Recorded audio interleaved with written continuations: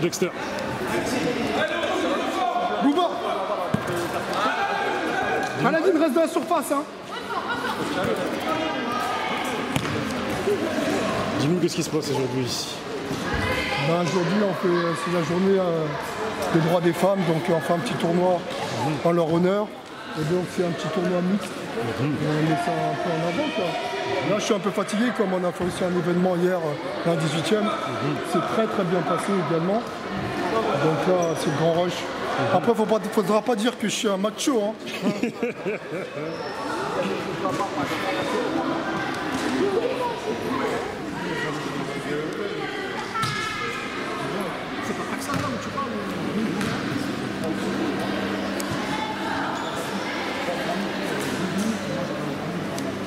C'est la ville qui doit venir sur la nature.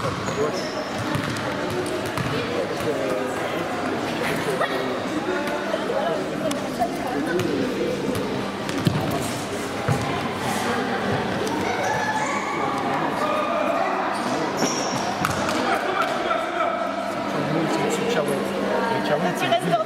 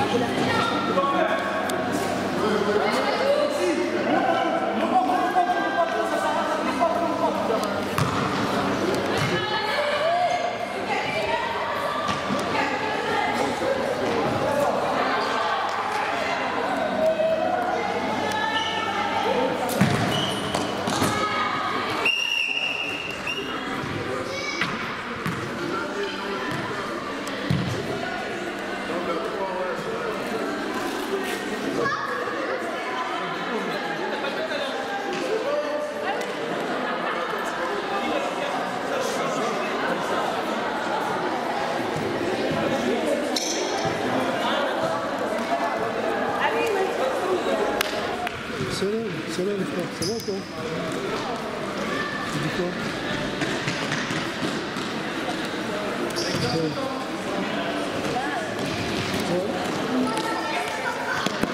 Ok, si je peux, on fait, mais je te comprends. Moi je suis plus chaud le matin. Bah non, mais vas-y.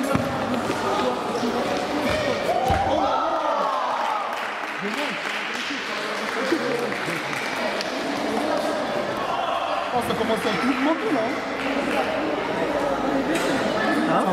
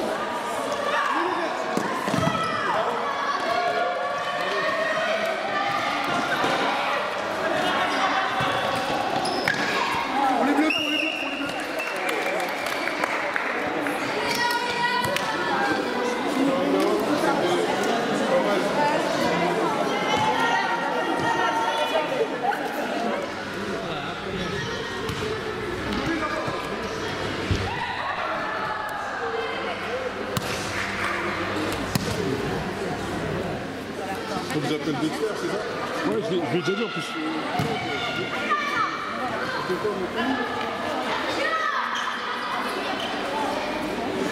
Disons-nous les choses avec les big bonhommes de Global Star, Ousseni, Abdé, Dexter. Comment allez-vous les frères? Ça va, ça va. Ça va, tout va bien? Ça va, ça va. C'est Ousseni là, c'est lui que j'ai jamais eu. Maintenant je l'ai. Ça va. Ça va, tout va bien? Dites-nous un petit peu ce qui se passe aujourd'hui ici. Alors aujourd'hui, c'est une journée intergénérationnelle qu'on a voulu faire par le biais de plusieurs associations, donc avec des orientations différentes. Donc on a, comme tu l'as dit, Global Star, une association arc-en-ciel et les Dégomeuses. Donc chacun avec des orientations. Nous, on est plus dans l'éducation populaire de manière générale et disons dans les quartiers. Les Dégomeuses, c'est une association qui lutte contre les discriminations homophobes. Donc voilà. Et on a une association classique arc-en-ciel.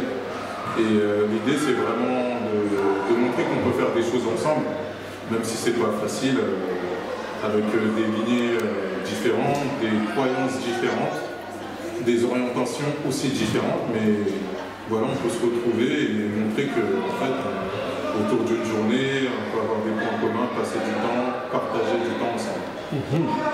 Monsieur Ousseni, j'aimerais que tu reviennes un peu sur la création de Global Star. Parce que je me souviens qu'à l'époque, on était là tous un peu à la création. Et dis-nous un peu pourquoi tu as un peu donné cette idée avec Abdé, Dexter et tous les autres là. Là, déjà, dans un premier temps, c'est une association de quartier. Donc, issu des jeunes du 20e.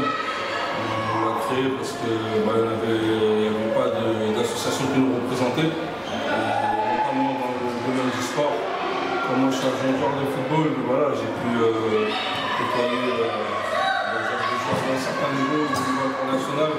Et ça m'a donné des idées aussi, voilà, encadrer les plus jeunes dans le domaine du foot à travers une association.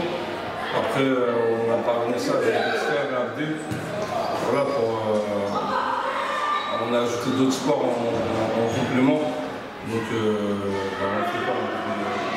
Foot, basket, boxe style, street workout. Voilà, on a fait des tournois à l'étranger. Voilà, c'est tout ça qui nous plaisait. En fait, c'est donner un cadre aux plus jeunes pour qu'ils puissent s'épanouir dans le multisport en réalité. Donc, voilà. Et toi, quelque part, t'emmènes tes contacts et tes compétences d'agent de football. Parce que je sais qu'à l'époque, le parrain, c'était Mamadou Sakho. Ouais, c'est toujours lui. Après, lui, il a sa propre association qui est AMSA. Fait que je sois son agent, ça a facilité pour qu'il soit aussi parrain de notre association, parce qu'il aime tout ce qui est caritatif aussi. Et du coup, on a fait le tournoi de Steven Gerrard à la part de mon frère, dans le stade de Paris FC. On était à peu près une centaine de bénévoles. Donc, ils ont tous pu goûter un petit peu à ce truc-là, de parler, voir, sentir le truc avec Steven Gerrard, ça leur a fait énormément plaisir, à lui le premier. Donc voilà, c'était notre plus gros événement. Après, on a amené à faire encore plein d'autres événements de ce type-là au courant de l'année, dans les 2 années qui vont suivre. Mais après, c'est trouver les bonnes affiliations pour le faire avec les joueurs, le nombre de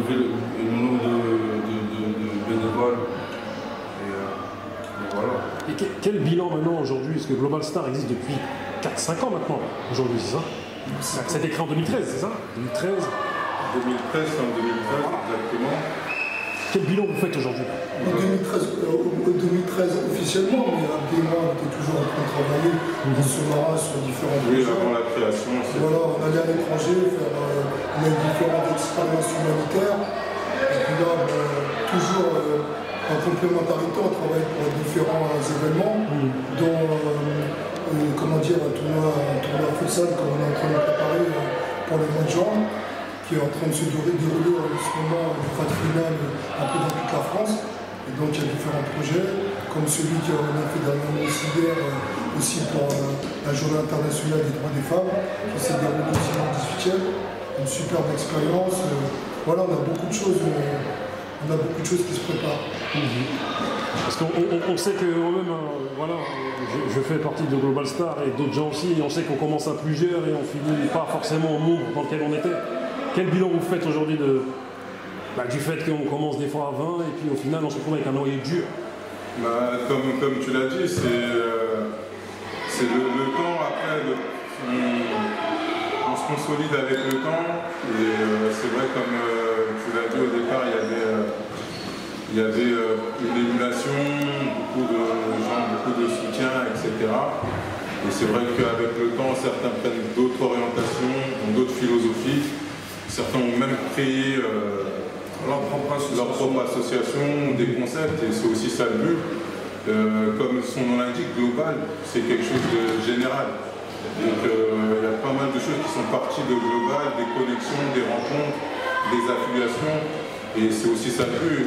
L'idée, nous, c'est comme on a dit, à la base, c'était une association de quartier comme Ouseni l'a demandé, et on a été surtout aussi par l'effet boule de neige que ça a pu prendre, les orientations, on a même nous été dépassés. C'était limite, on faisait du 7 jours sur 7, 35 heures comme si on était salarié, alors que la base, l'essence même du truc, c'est de l'action bénévole. À la base, ça part d'un bon sentiment d'Ouseni, l'envie de faire partager sa réussite à travers le foot et de redonner un peu aux jeunes de quartier, leur disant que voilà, on peut faire des choses, on peut s'en sortir autrement, pas que par le foot, aussi leur donner des idées, des moyens de les accompagner aussi. C'était aussi ça, on a fait, et le bilan qu'on peut en tirer, c'est qu'on a su s'appuyer sur différents champs, parce que là on est en train d'expérimenter une action avec les mamans autour du sport, toujours la base, ces mamans n'ont pas accès au sport, et la force de ce projet justement c'est de permettre aux mamans du quartier du 20e, c'est peut-être pour moi une des plus belles actions, leur donner accès à une pratique sportive. Nous, il n'y avait pas ça dans le quartier. Et là, tous les jeudis, on est en train d'expérimenter ça. Elles sont une dizaine, elles sont accompagnées. Et puis là, ensuite, on a un projet autour de la nutrition, de la santé. On s'est aussi, orienté vers les cours d'arabe. On a fait pendant 2 ans, on a donné des cours aux plus jeunes, des cours d'orthographe, accompagnement scolaire. Que dire d'autre? On a des créneaux féminins, on les a ramenés en Allemagne. C'est juste une histoire de volonté. Hein. On a créé l'association. Ce qui se passe, c'est que Ouseni nous a donné les clés, plus la voiture, et après moi, on voyage. On ne fait que voyager. Vous avez donné le diesel. Voilà, nous, on ne fait que voyager. On s'arrête. Tant qu'on a la force, on continue à voyager. Tant qu'on peut avoir les idées, on continuera. Maintenant, on s'entoure toujours des gens. S'ils ont la volonté de venir nous aider et venir sur le terrain, comme toi tu l'as fait plusieurs fois, ben, tu es la bienvenue. Après, global, c'est une équipe. C'est-à-dire que les gens viennent de partout. Il n'y a pas, tu peux venir du 19e comme du 20e, comme n'importe où. À partir du moment où tu es là et tu peux nous aider, l'union fait la force. Et comme tu sais, la petite va en mangeant. Donc on est ensemble et on ne s'arrêtera pas. C'est vraiment la philosophie globale. C'est voilà, même si ça part du 20e, le message qu'on voulait donner, parce qu'il y a eu beaucoup de tensions à l'ERIX, etc. Cette année, on a été pas mal impacté. Et nous, le concept, ne serait-ce que par l'ouverture, qu'il y ait des gens de l'extérieur qui participent, on travaille beaucoup avec Belleville-en-Vrai, c'est qu'on a levé les frontières.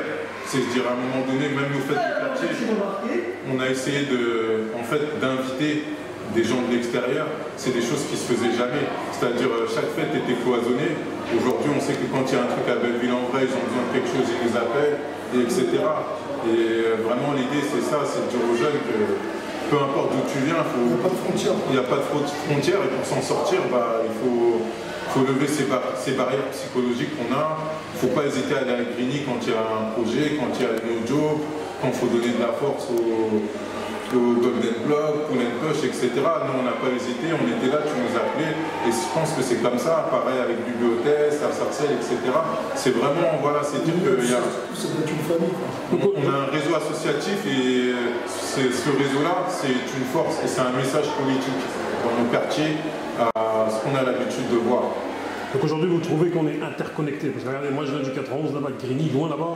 Je viens vers ici, toi tu nous parles de Sarcelles, Ouseni aussi vient de là-bas, Dexter vient d'un autre coin encore. 19e. Du 19e, c'est-à-dire qu'aujourd'hui on est connectés. C'est ça. C'est-à-dire que c'est plus comme avant, on restait forcément dans nos coins à nous. S'enfermer, c'est pas la solution, mais je pense que... faut s'ouvrir, c'est le message.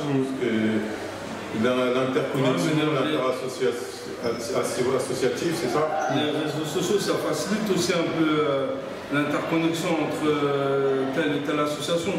Tu vois, aujourd'hui, tu as Facebook, tu branches, tu mets un petit peu tes activités, ce que tu fais, tu peux regarder celles des autres aussi. On s'envoie des messages et quand ça match bien, donc on essaie de voir si on peut faire des choses ensemble et tout ça, c'est intéressant.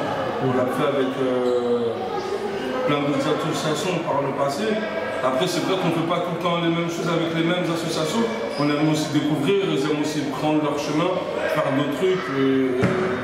Voilà, nous on remercie tous ceux qui ont participé à nos événements, à tout ce qu'on a pu faire ensemble, même les bénévoles qui sont plus là aujourd'hui mais qui ont participé au départ. Nous on les remercie grandement parce qu'ils ont contribué. Et puis après, chacun a le droit aussi de vivre sa vie, de fonder une famille, d'avancer, travailler, faire autre chose. Donc voilà, même si c'est un petit peu au bénévolat, bah, c'est bien. Il faut qu'on continue à susciter des vocations. Voilà. Parce que tout à l'heure, vous avez parlé des rixes interquartiers. Moi, je voulais juste finir sur ça, parce qu'on sait que c'est dans votre coin qu'il y a eu des rixes où... Il y en a partout en France, tu vois, mais récemment, même par rapport à MHD, même par rapport à d'autres encore, tu vois, où voilà, il y a eu des morts en, je sais pas, en 17 ans, il y a eu 8 morts, 2 frères d'une même famille. Vous, quel message vous voulez transmettre un peu aux petits qui font la bagarre comme ça Qu'est-ce que vous voulez leur dire? On a essayé de leur faire comprendre les choses parce que bon, Abdé et moi et Ousseni, moi je viens du 19e, donc j'ai grandi à Place des Fêtes. Et eux c'est des gars du 20e, on leur a fait comprendre que avant tout c'est une famille. Tu vois, on est là entre nous, on est des jeunes, on est là pour s'amuser. Si on a la possibilité de faire des tournois, être ensemble, c'est le principal. Maintenant, les histoires de violence, sortir des bâtons, des couteaux comme ça, après tu frappes les petits, les gens ils meurent et après ils regrettent. Parce que ce qui est dommageable maintenant, c'est qu'ils frappent et après ils réfléchissent. Tu vois, le petit il a été tué dernièrement, et maintenant les parents pleurent et maintenant le petit regrette. C'est d'abord réfléchir d'abord à ce que tu fais. Tu vois, mais là, dernièrement, on a fait la marche, tu verrais tout le monde qu'il y a eu. Et les petits, jusqu'à présent, ils n'ont pas pris conscience de ça. C'est que 2 semaines après, il y a eu encore de la violence. Donc, c'est un problème. S'il faut continuer à sortir dehors et faire des marches, on en fera, même si ce n'est pas que les marches, la solution. Comme tu sais, on a fait une association, c'est pour aussi faire bouger les choses. Mais on est là et on ne changera pas. Et c'est surtout une volonté, ce que je veux dire, c'est que les rixes, les violences, malheureusement, on les a vécues, nous, durant notre jeunesse. Nos petits frères le subissent, le vivent de plein fouet. Et je pense qu'il y a une montée qui nous dépasse via les réseaux sociaux, qui font qu'aujourd'hui, les jeunes, ils se rassemblent très rapidement. Et parfois, on peut être dépassé par cette réalité, malheureusement. Et quand il y a des choses comme ça dans une société, comme l'a dit France Fanon, chaque société hérite de la jeunesse qu'elle mérite. Et quelque part, s'il y a un manque politique, et il y a eu une marginalisation, c'est-à-dire que le message qu'on dit, c'est à chaque fois, il faut qu'il y ait de la présence, de la prévention, et bien souvent, ils arrivent quand il y a mort d'homme. Et quand il y a mort d'homme, bah, c'est déjà trop tard. Il y a des familles qui souffrent, et il y a des envies de vengeance, on rentre dans un cercle. Et souvent, les politiques, ils frappent à notre porte quand il y a mort d'homme. Et c'est à eux de régler déjà dans un premier temps ce problème, parce que nous on est citoyens, on travaille, on est une famille, et malheureusement il y a une négligence, et parfois même on se pose la question s'il n'y a pas une volonté d'être entassé comme ça, de priver, parce que ces frontières entre chaque quartier, c'est pas nous qui les avons dessinées quelque part. C'est dommage, mais il y a une réalité, il y a eu un découpage de secteurs qui a été fait par les politiques. Ne serait-ce que le découpage par rapport au lycée. Comment ça se fait qu'il n'y a pas de mixité, il n'y a pas de mixité sociale? Pourquoi des jeunes du 20e n'ont pas le droit d'aller dans des écoles dans le 16e? La discrimination, elle est là, elle est d'abord politique. Et c'est tout ça ensuite, c'est un effet, c'est des conséquences de choix politiques que les jeunes y subissent. Il ne faut pas se mentir, il faut pointer le doigt, il faut qu'on se dise les choses, comme le dit d'ailleurs ton émission, c'est la politique qui nous a menés dans tout ça. Monsieur Abdé, monsieur Ousseni, qu'as-tu à rajouter au propos de Abdé? Non, après moi je trouve ça regrettable. Après, honnêtement, on était jeunes, on est tous passés par là. Après, ça n'a pas forcément fini comme ça. Là, ça a fini de manière dramatique. C'est ça vraiment fait que c'est dur à avaler pour tout le monde. Après, moi j'encourage les plus anciens dans les quartiers à eux aussi monter des associations, à leur occuper l'esprit, tu vois, dans des activités sportives ou autres, tu vois. Nous, on a pu emmener aussi des gamins dans des stages, dans des chaînes prestigieuses comme Canal+, Sport ou TF1. Donc voilà, leur ouvrir l'esprit, en allant faire des sorties culturelles, etc. Les sortir du train-train quotidien du quartier, quoi, parce que c'est ça qui amène après à la violence, aux récits de quartier. Après, j'ai pas la solution, j'ai pas la recette magique, je l'ai pas. Parce que ça, il y avait ça depuis tout le temps en réalité.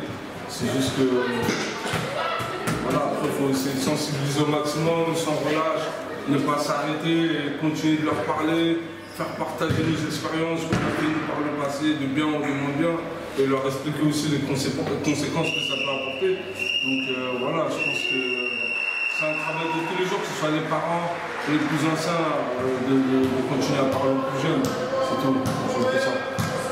Messieurs de Global Star, je vous remercie. On se revoit très vite et très bientôt. Merci.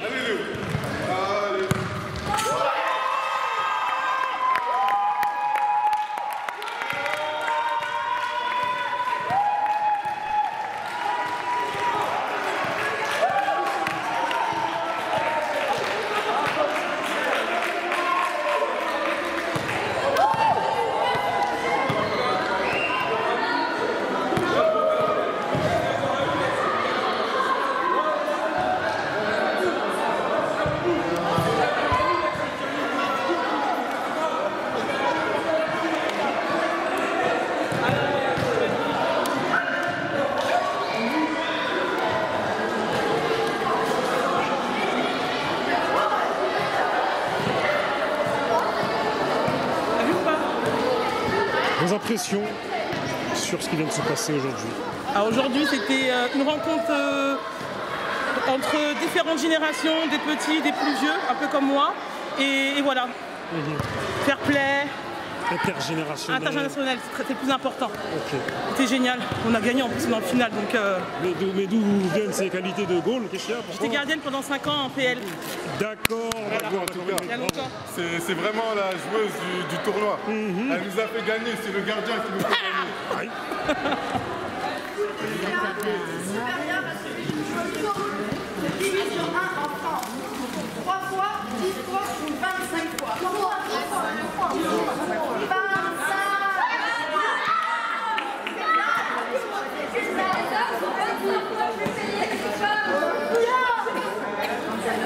Elle a été la fréquentation moyenne du stade lors de la dernière Coupe du Monde féminine de foot qui s'est tenue au Canada en 2015. 8500, 26 000, 54 000. 26.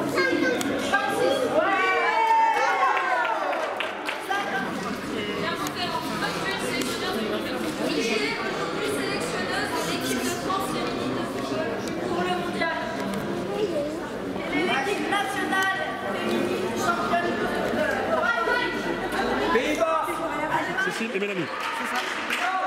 Disons-nous les choses avec Cécile de l'association Arc-en-Ciel. Les Dégommeuses, excuse-moi. Et Mélanie de l'association Arc-en-Ciel. Comment allez-vous? Bien. Ça va? Super, on a passé une belle journée au tournoi Boucher les lignes, dans le 20e. C'était une journée sympa, mixité, filles, garçons, avec des gens du quartier surtout, des assos, tout le monde. Et parlez-moi un peu de vos associations. Quels sont les buts de vos associations? Lutter contre la discrimination d'une manière générale dans le football.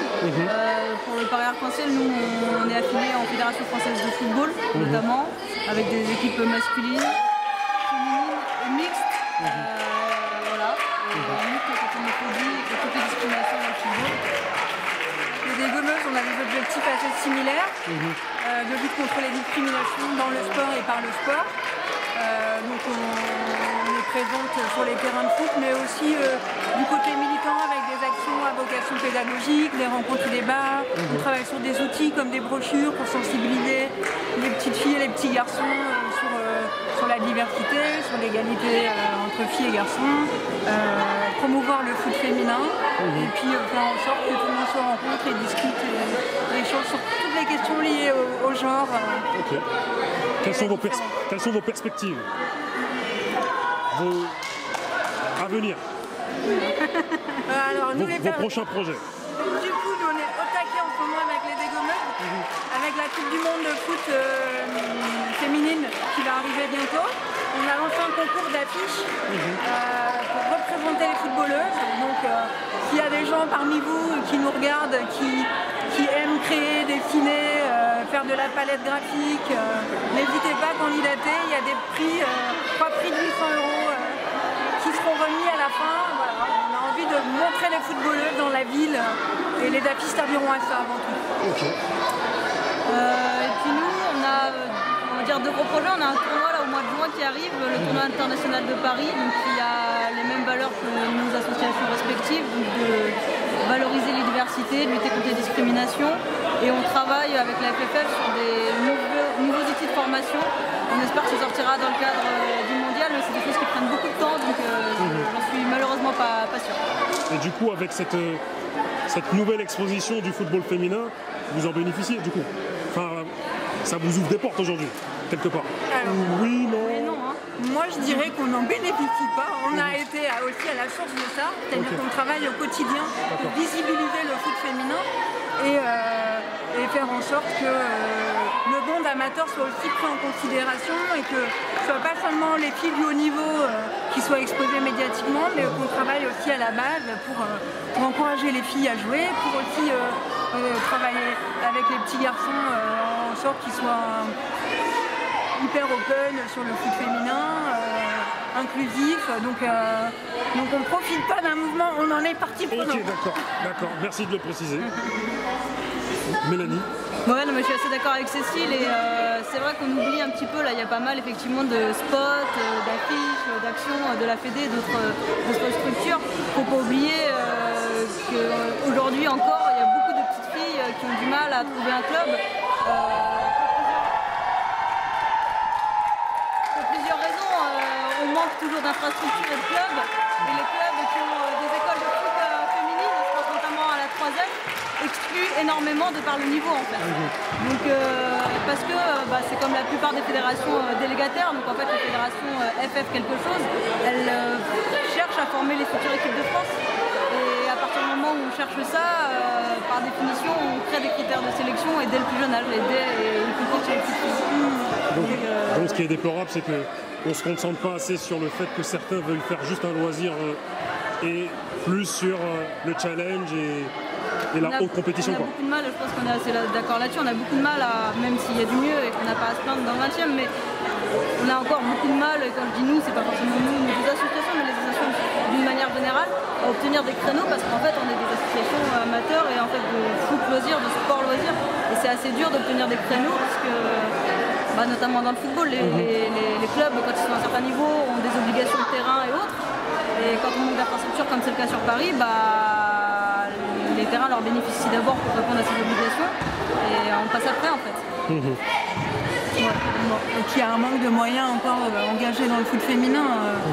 Bien sûr, il y a eu des avancées ces dernières années, on ne peut pas le nier, mais il y a plein de choses qui restent à faire, que ce soit au niveau de l'égalité des salaires, au niveau de l'exposition médiatique. Comme tu le disais, nous on reçoit des témoignages de mamans ou de papas qui nous expliquent combien c'est difficile pour leurs petites filles, au fin fond de la Bretagne ou de l'Auvergne, de commencer à jouer au foot en club parce que voilà, il n'y a pas d'offres aux alentours. Donc les petites filles vont commencer à jouer avec des garçons, c'est pas toujours facile, il n'y a pas toujours des encadrants qui sont capables de créer un climat propice pour que ça se passe bien. Et il y a beaucoup de sexisme, et nous-mêmes on l'éprouve encore sur les terrains. Souvent quand on va jouer, on a des créneaux d'entraînement, voilà, on se sent parfaitement légitime à être là. Notre place, elle est validée par la mairie de Paris, mais à chaque fois il faut batailler pour pouvoir entrer sur le terrain et faire comprendre aux garçons qui sont là que c'est notre créneau, c'est notre heure pour jouer, et que les commentaires sur le bord de la touche du type est-ce que tu veux que je tire le corner à ta place, c'est pas bien. Ouais, c'est clair. Voilà, donc on essaie de sensibiliser nos associations respectives, c'est vrai qu'on a vraiment des objectifs communs, on travaille souvent ensemble. Ce qui est assez criant là, sur l'histoire de ce que dit Cécile là, sur les terrains, c'est que nous, sur nos créneaux d'entraînement, on alterne pour des questions d'horaire entre notre section féminine et masculine. Et sur l'un des créneaux, il y a un match après qui se joue. Quand ce sont moi des garçons d'être sur ce créneau-là, les équipes qui viennent derrière sont plutôt respectueuses, même s'il y a toujours 2-3 abrutis pour rentrer sur le terrain en cours de séance. Par contre, quand c'est les filles, c'est systématique. Et ça, c'est tous les mois qu'on peut constater encore aujourd'hui. Donc c'est assez criant en termes entraînement. Voilà. En espérant que votre message soit entendu, parce qu'il y a une chose qui est claire, c'est que lorsque le football féminin aura gagné une espèce de coupe du monde, ces choses-là, malheureusement, on est dans un monde du business et dans un monde de l'exposition, et l'exposition passe à travers des espèces de grosses réussites comme voilà, le football masculin. Qui se mord la queue, voilà, parce que les filles ont quand même moins de moyens que les garçons. Ah, c'est clair. Voilà. Donc au niveau de la compétition, il y a seulement quelques équipes qui rivalisent en division 1 chez les filles. Et donc, se dire qu'il faut attendre d'avoir des résultats sportifs, gagner la Coupe du Monde pour avoir droit à des miettes, en fait, c'est quand même très triste. Mais j'espère bien que les choses vont changer sans tout ceci. Nous aussi. Voilà, espérons-le. Merci à vous. Merci.